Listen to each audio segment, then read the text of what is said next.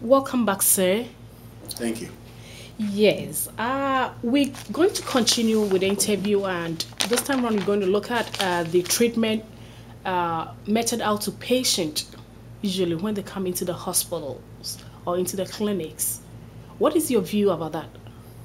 Thank you very much. And you've asked a very important question. And in a health delivery service, how you treat somebody psychologically makes a very great impact in the healing process. Say, for example, somebody come to your hospital and a nurse meets that person. Oh, we're gonna take good care of you. You'll be fine. Just have a seat or lie down on this bed. Or it is, you see, the pre way of accepting the person, give the person the moral hope that he or she has come to the right place for the right treatment for his or her disease. With that, will even give the person the strength to fight the psychological side of the healing. But you see, the unfortunate situation in our country is that when you go to a hospital, let me take a pregnant woman for example. Those are the most vulnerable people in our society, that when they go to the hospital, they are treated as like trash by these nurses and midwives. Nobody disprove the hard work of some of these nurses. But you see, it doesn't matter how hard you have been working, you have no right of mistreating somebody. And it's all because we don't have a system where how a nurse behave is being videotaped. Here, we have a system where everything you do in the hospital is being videotaped. So if somebody comes and said, this nurse was rude to me, the video will be played and find out whether you were actually rude to the patient.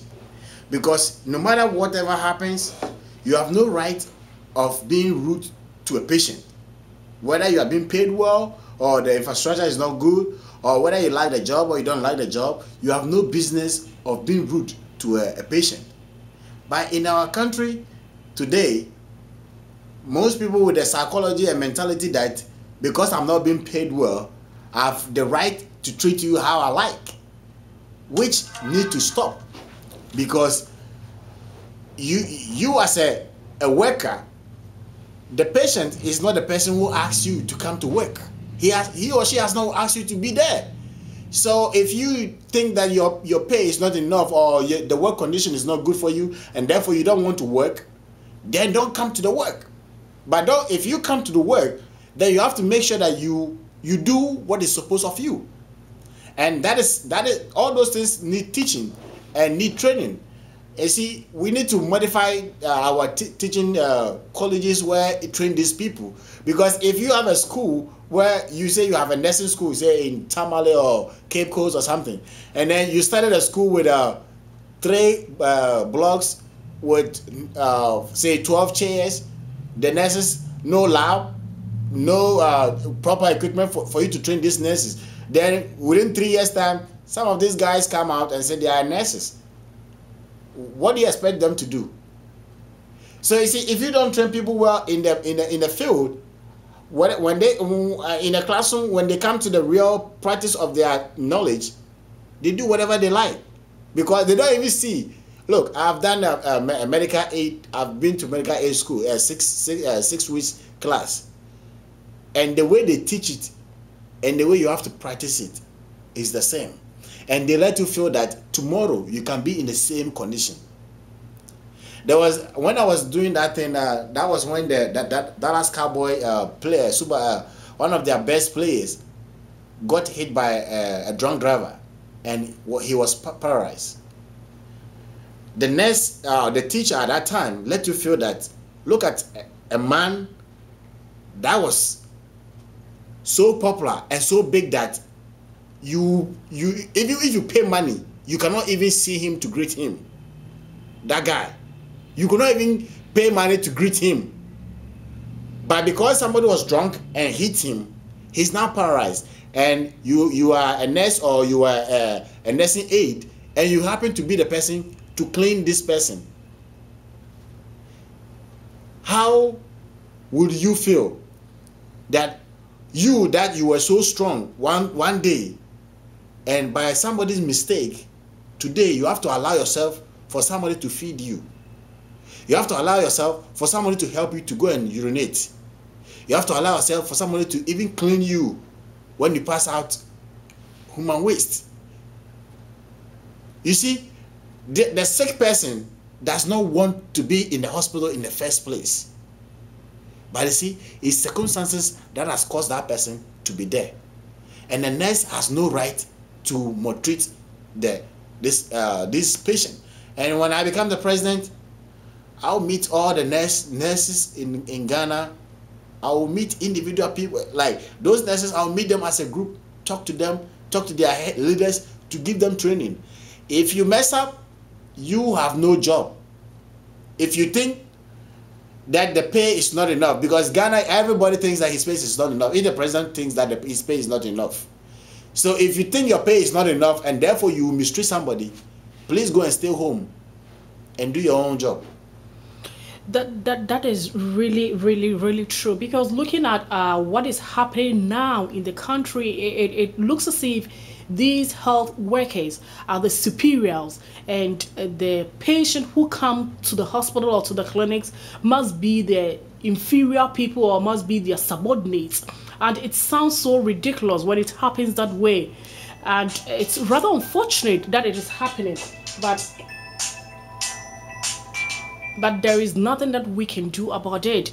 That is so unfortunate. You see, the whole thing is that the problem in our country is that the people who are supposed to be our servants has got the mentality claiming that to be they are the boss. Exactly. If you are the president, you are rather the servant to the lowest person in the country. Exactly. But we have turned it in the other way around. If you are a nurse, without the patient, you won't have a job.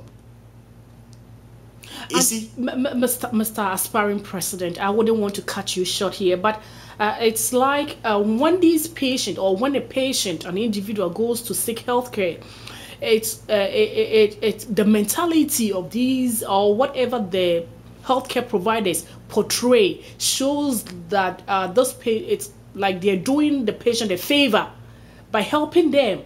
And that's the ideology that has to be changed. And this has to be inculcated into their curriculum, that in schools or in these training colleges of these health workers, that when a patient comes to you, you are rather going to serve the patient, and the patient is not like a liability to you in any way. Yeah, you see, you are right in some way, and the whole thing is this. If we have a system, we have a people who doesn't know their rights, that is what happens. Because if you're a patient and you come to the hospital and you know that that person coming to serve you is rather your servant and not he or she being the boss, but rather it is you, the patient, who is the boss. Then when the patient, when the nurse or the doctor misbehave, you have to tell that person that, hey, look, you are here because of me. If not because of me, you won't be here.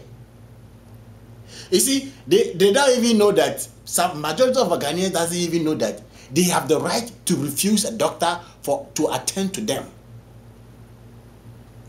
So the whole thing is that there's the need for us to train the nurses and the doctors to know that they're supposed to provide the best care possible with the resources available to them, to the patient.